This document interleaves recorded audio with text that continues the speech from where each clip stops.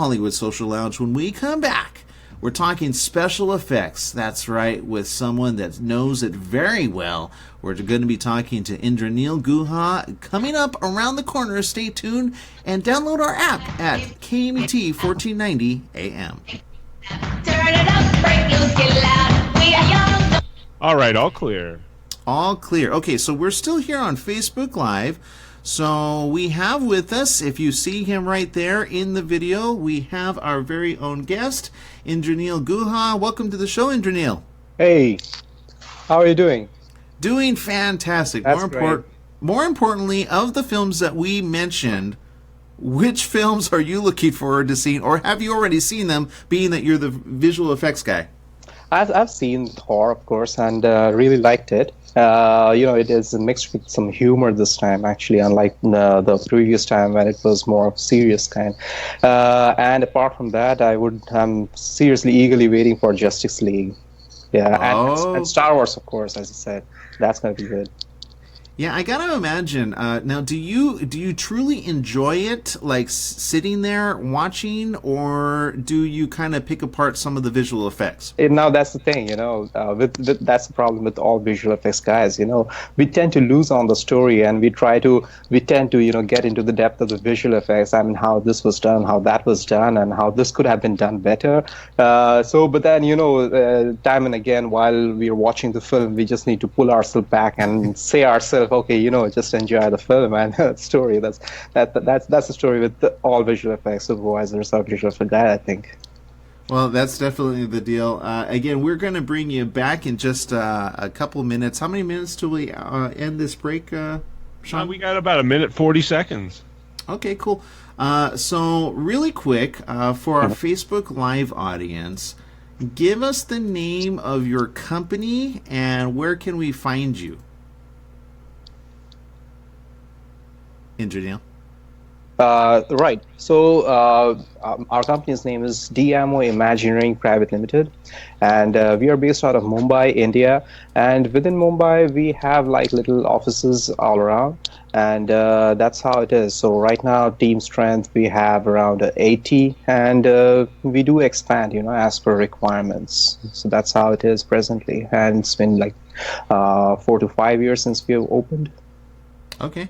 And I'm looking here. I mean, you guys have done quite a lot. We'll talk about that again. We're going to reintroduce you for our radio audience, but sure. Just for those that are in social media, sometimes they're like, they like to look it up. Look up the stuff ahead of time just to see it. So we'll bring you right back in just less than a minute, I believe. We've got 35 seconds. 35 seconds. That's how quick. Okay, so we'll be right back. Keep us potted up. Okay, here we go.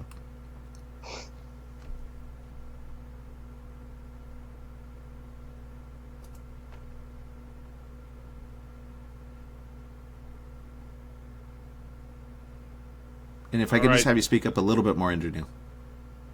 Sorry? Yeah, speak up a little bit more. Okay, guys, here we go. Industrial.com. At Top Line Industrial, we don't just sell products, we sell solutions. And now, back to our program. Welcome back to the Hollywood Social Lounge here on ABC News Radio, KMET 1490 AM. It's all about the business of filmmaking. We were at the American Film Market this week in Santa Monica, where distributors, producers, writers, people with existing films and people with coming up films all had a chance to meet from all around the world in Santa Monica. And in the whole hubbub of it, there was a moment where I said, okay, I need to take a little break, sit outside and just chill, because everybody's in your business there. I mean, and you're in their business, and there's a lot going on. And the moment I sat down, I got a chance to meet these amazing people. That's right, I'm talking about Indraneel Guha. Welcome to the show, Indraneel. Thank you so much.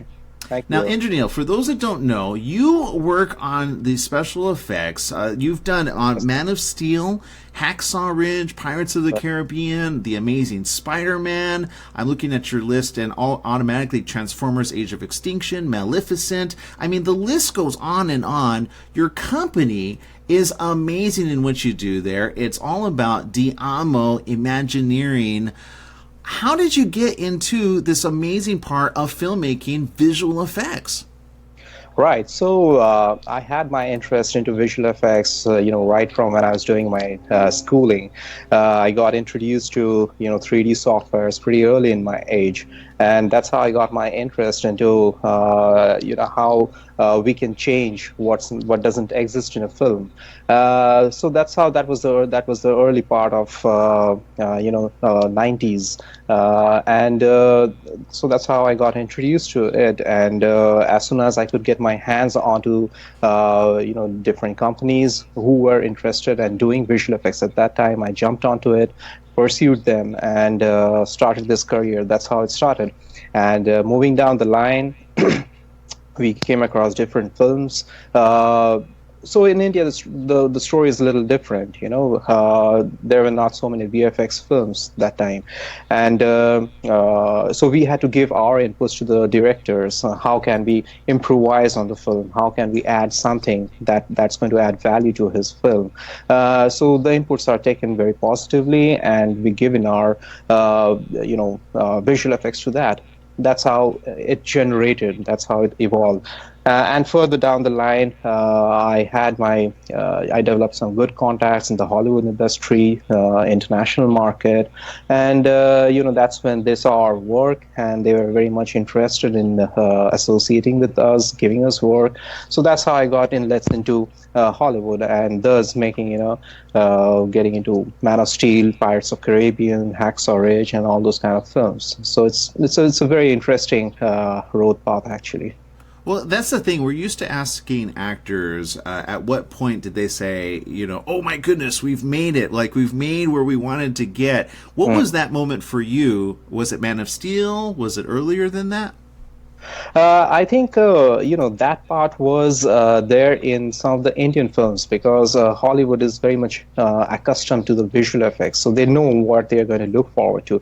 But in India, most of the actors they don't know what's going to happen later. They cannot visualize so much. So this I'm talking about early 2000. So it was few of the Indian films like Fan that really gave us that kind of moment when the actors said, wow, it was really good. And even for the audiences, they couldn't believe that, okay, there was so much change in because of the visual effects. And that was very, subtle. It's often said that, visual effects shouldn't be seen. And if it's seen while we are watching the film, then it doesn't make sense. It has to be as subtle as, blending into the story.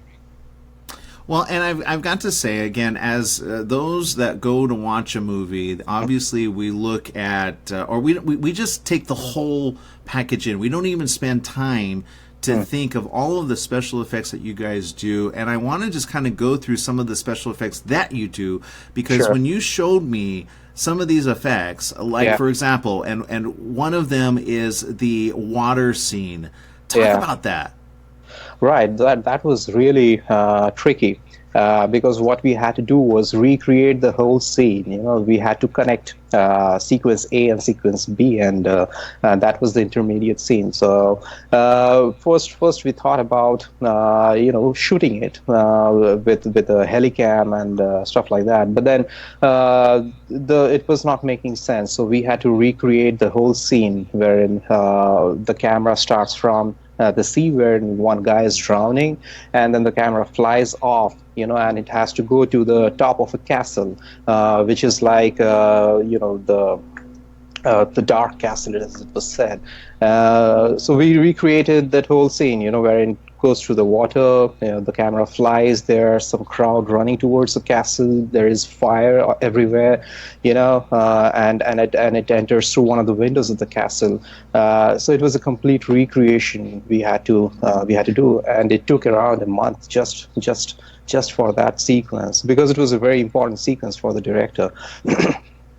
Well, and I'm looking at some of the footage of where there's, I mean, you have soldiers, you have sharks, you got elements in here that really, I mean, visual effects have taken a huge leap. how do you stay current with it all? Right. It's all about completely keeping yourself up to date. That's the thing, and all the time doing research and development. So there is a parallel research and development team all the time working on it. That's the key. Otherwise, you're going to be late into the industry, and it's very easy to slip on that because every day there is a change. There is a new software coming up. There are new artists coming up. There are new techniques coming up. There is new requirement from the directors, which is very challenging all the time. And the best thing to do to keep up to date is just doing a research and development, having a research and development parallel running along with the other projects that's going on. Well, and I got to imagine a lot of filmmakers have particular budgets. Now, you were there at the American film market where you see a lot of different filmmakers. You see from very independent to the big blockbuster that have, Man of Steel budget, right?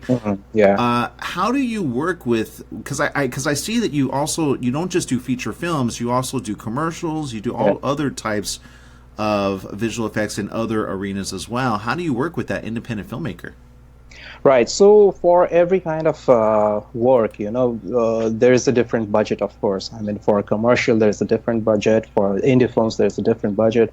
For Hollywood, there's a different budget as well as a requirement. So we work from two aspects. One is requirement, of course, and the second thing is their budget. We do a reverse calculation. Most of the time during this AFM, I had my experiences that they didn't have a budget, but in some of the indie films, they just wanted to constrict their outgoing budget. They just want to constrict that. So they didn't know actually how much they have as a budget, but they just wanted a costing, which is at point it's difficult because visual effects, we cannot just give a cost out of our mind. Every small element, every small detail adds to the costing. Having said that, we sometimes internally what we do is we work on man-day costing. That's the simplest way of going. Sometimes they need per minute costing, sometimes they need per hour costing. But then, it's interaction with the client, it's interaction with the producers, directors, what they need and how much is their budget. If they don't have a budget, we give them a costing, we give them a bid, and there is a interaction, there is a negotiation, and that's where we lock and get into a point wherein we lock in the costing as well as the schedule and the requirements.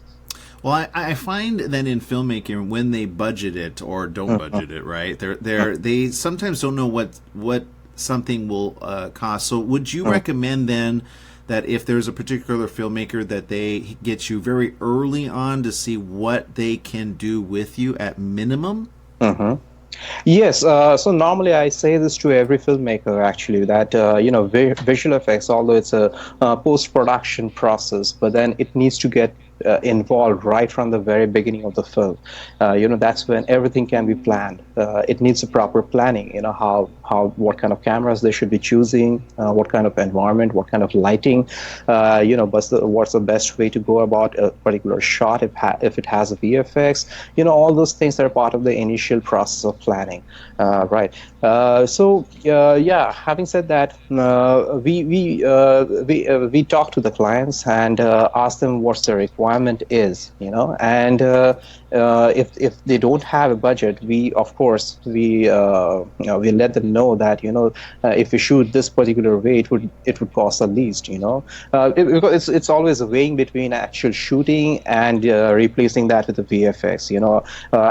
For example, like if there is a car crash, they might probably actually want to choose a car and physically crash it out, or else we can, replace that shot with where the car is crashing with the visual effects.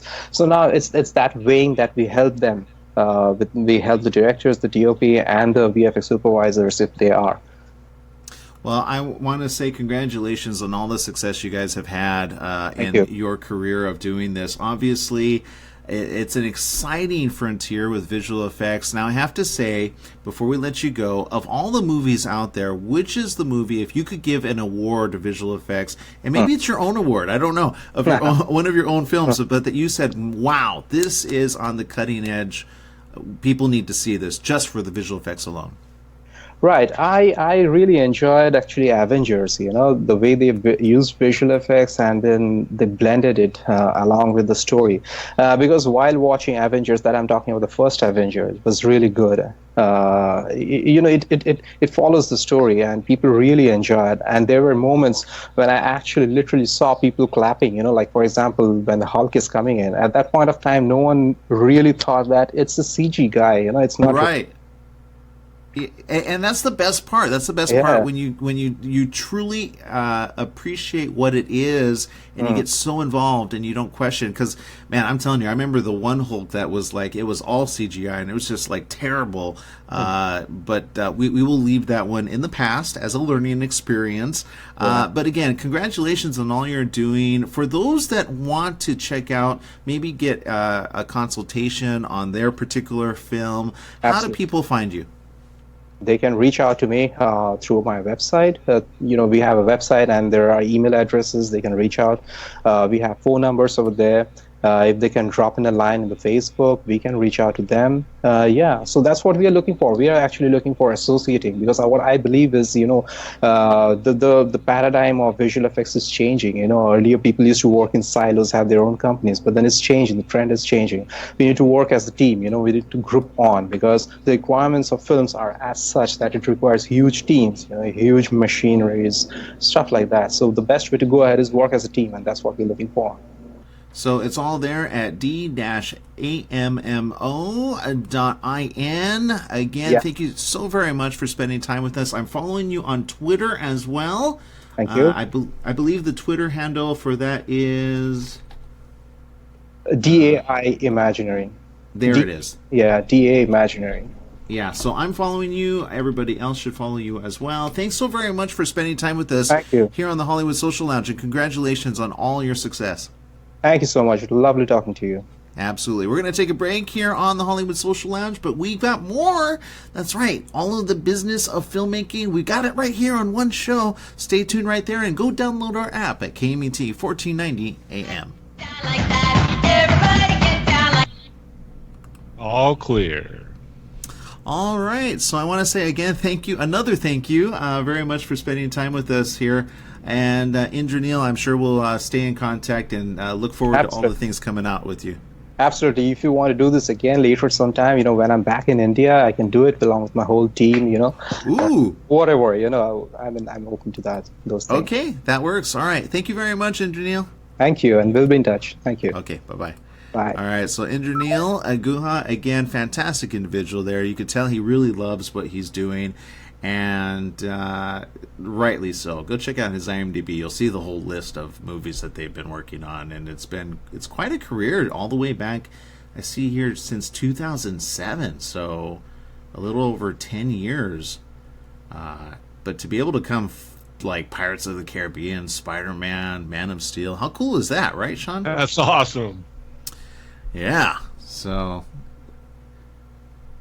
I remember hearing there were a few visual effects creative directors that I remember talking to, and there was a movie that came out and they were like, look, the shadows aren't there. And so there's some times where like I look at visual effects and I see the little things that like they leave off, and because creative directors should be like very attention to detail, Oh, OCD type Oh, attention yeah. to detail, One of my favorite directors of all time, Akira Kurosawa. Oh, right. Dreams. Have you ever seen that movie? I don't think I have.